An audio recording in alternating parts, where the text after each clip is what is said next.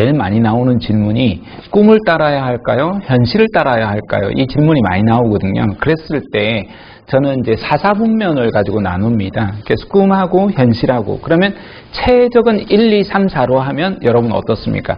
꿈과 현실이 딱 적합한 이런 걸 따르는 이사분면에 있는 게 최고죠. 그 길을 따를 수 있다면 좋겠지만 대부분 그렇지 못하거든요. 그러니까 그러면 결국은 꿈도 현실도 아닌 3분면에 있는 것은 여러분이 선택 안 하려고 하실 겁니다. 그러니까 결국은 꿈이냐 현실이냐 이 길로 나오거든요. 그래서 꿈을 따를 것인가 현실을 따를 것인가 이것이 햇립만큼이나 고민이 되실 건데요. 근데 꿈을 따를 때 원칙은 저는 꿈을 따르라고 이야기하거든요. 근데 꿈을 따라야 되는데 꿈을 따를 수 없는 환경이 있어요. 조건이 있어요. 여러분이 경우에 따라 진짜 경제력이 안 되는 경우도 있고요. 어떤 사회적으로 여러분 나이가 안 될 때가 있고 경력이 안 될 때가 있고 여러분 전공이 다를 때가 있고 그 다음에 여러분의 어떤 상황이나 이런 여러 가지 여지가 안 될 때가 있어요. 이 조건을 보셔야 돼요. 근데 이 조건에도 불구하고 여러분이 하고자 하는 의지가 강렬하면 할 수 있어요. 남의 이목이나 어떤 경제적인 부분이나 이런 걸 신경 쓰지 않고 내 길을 가겠다라고 하는 사람들이 있어요.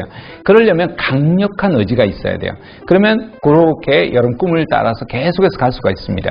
제 친구 중에 하나가 그랬거든요. 연극 일을 했는데요.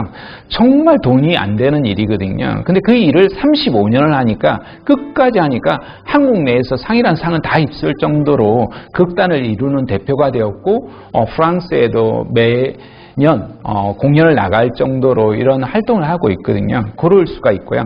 그 다음 현실이 있어요.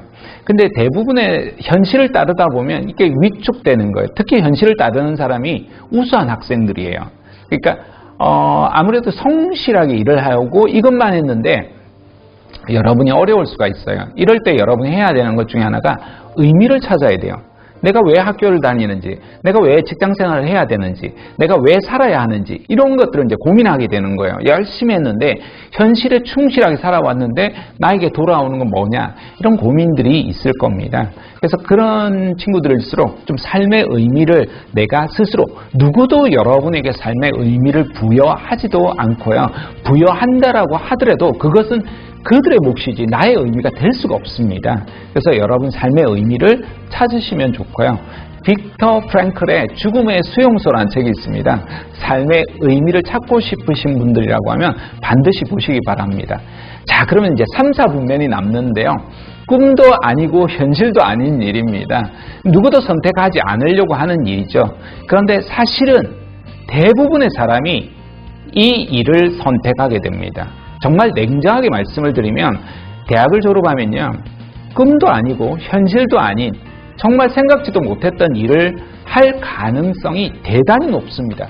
그래서 많은 사람들이 실망을 하고요. 대충 일을 하고 대충 사는 경우가 정말 많습니다. 저 역시도 그랬었고요. 그러다가 제가 정신을 챙기고 그래서 안 되겠다 이런 생각을 했습니다.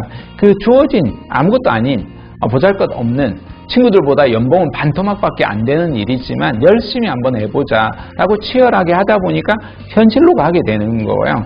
현실로 가다 보니까 나중에는 이게 이제 사명도 가지게 되고 비전을 가지게 되고 나중에 결국은 이사분면으로 가더라는 거죠.